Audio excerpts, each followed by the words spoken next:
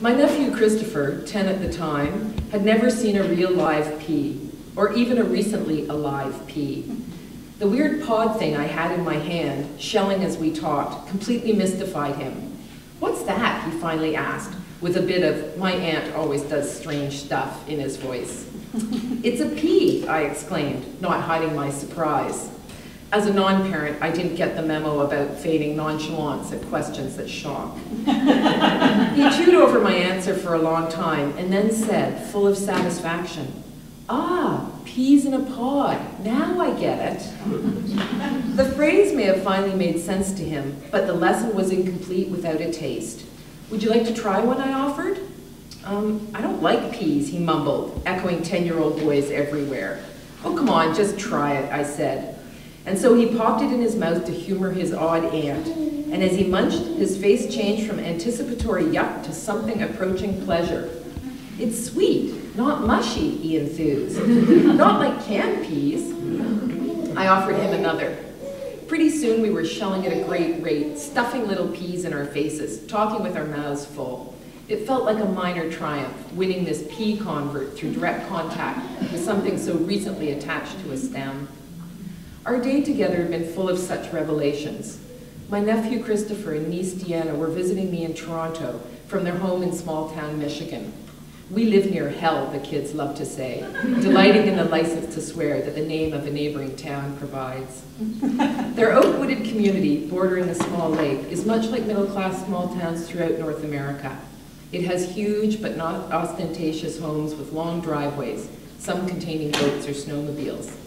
And almost every home has an acre-sized lawn with an automatic sprinkler system, a flower bed tight to the wall, and shrubs and trees dotted along the property lines.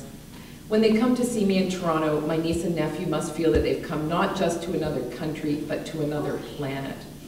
Everything about the big city delights, dazzles, and intrigues them.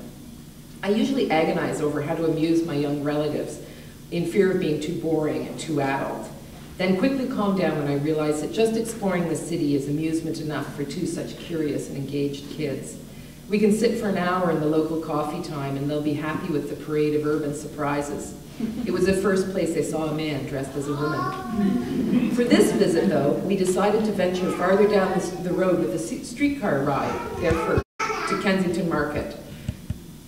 My niece and nephew's eyes got wider and wider as we passed a derelict car, a Kensington Market landmark that the group street people had turned into a public art piece, planting the hood with herbs, the trunk with trees, and the open roof with lawn grass.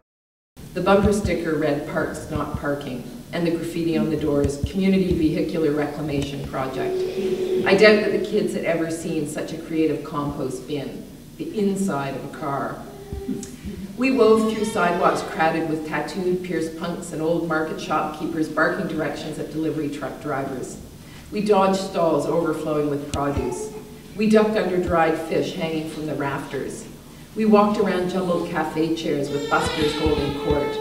And with each moment of increasing stimulation, my niece and nephew drank it all in, the random and unpredictable aliveness of it all.